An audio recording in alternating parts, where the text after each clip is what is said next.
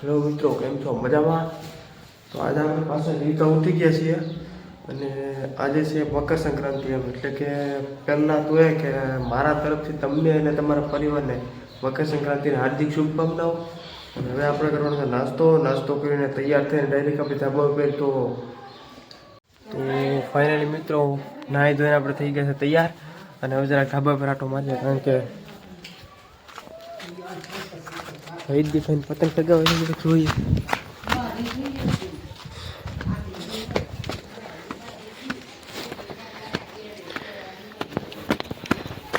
લે એટલે તમે બે જ વિધા આયા પતંગો શું કરે? તમે બે જ વિધા આયા તો અરે તમે બે જ વિધા એમ ઓલા બધા હતા ને કેમ કાં આવી ગયા? તો ફાઇનલી મિત્રો આપણે ધાબા પર આવી ગયા છે. હવે પતંગ ચગાવવાની છે અને જો આ બધાને તો કાંઈક અલગ નવું કાંઈક કરે છે બધું. આ શું છે એલા?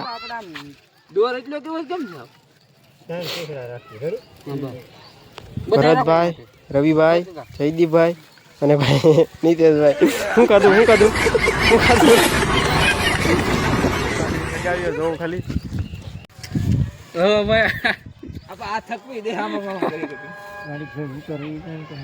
વાહ ભાઈ વાહ. તો ઓલે પૂછડા શું છે એ કઈ ખબર નથી. ઉડે તો જ આવો નકર બાવળિયામાં ગાવો બા. આ કેમ તણકાવે દો આ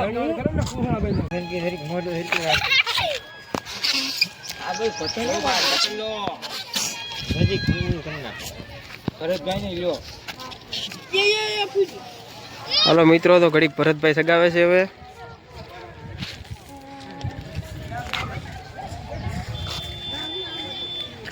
ઓહો ક્યાં છે પતંગ?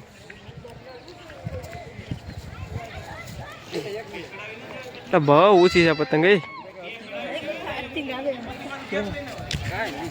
તો ફાઇનલી મિત્રો પતંગ તો આપણે સગાવી લીધી છે. હવે મારા મમ્મી પપ્પા ગયા છે વાડીએ કારણ કે દવા છાંટવા નથી સીણામાં એટલે કે હું દવા છાંટીએ હોય મેં કે તું કે પછી આવજે એમ દવા છાંટે ને એટલે મને લેવા એમ.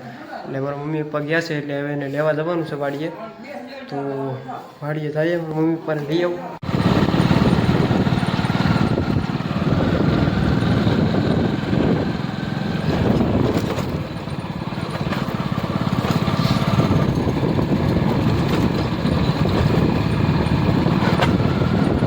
આવો છે ભાઈ રસ્તો અમારા વાડીનો.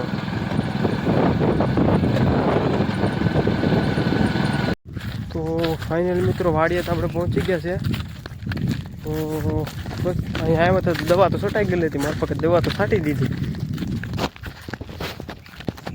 બસ મેં કીધું છેણા જોતા હું મારા પપ્પાની સાઈડે ઊભા છે કે હાલ મેં હવે મેં કીધું મારે છેણા જોતા હું પહેલાં ખરીખા ને પછી જઈએ મેં કીધું.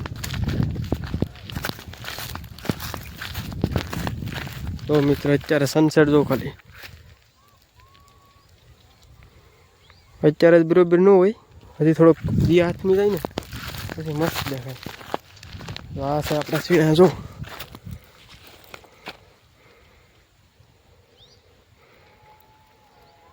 આ છે આપણા સીણા. બસ તો હવે મારા મમ્મી પપ્પાને લઈને ઘરે જવાનું છે. તો હવે નીકળવું મિત્રો. બસ આજનો દિવસ તો આપણો હોઈ ગયો અમને. હવે બસ કમેન્ટ કરી દેજો કે આ બ્લોગ કેવો લાગ્યો. અને બસ પતંગ સગાવવાળા સગાવે છે પણ આપણે હવે જવા જોઈએ. મેં કીધું પૂરું થઈ ગયું. પછી બસ તમને આ બ્લોગ કેવો લાગ્યો કમેન્ટ કરી દેજો. બાકી તો બસ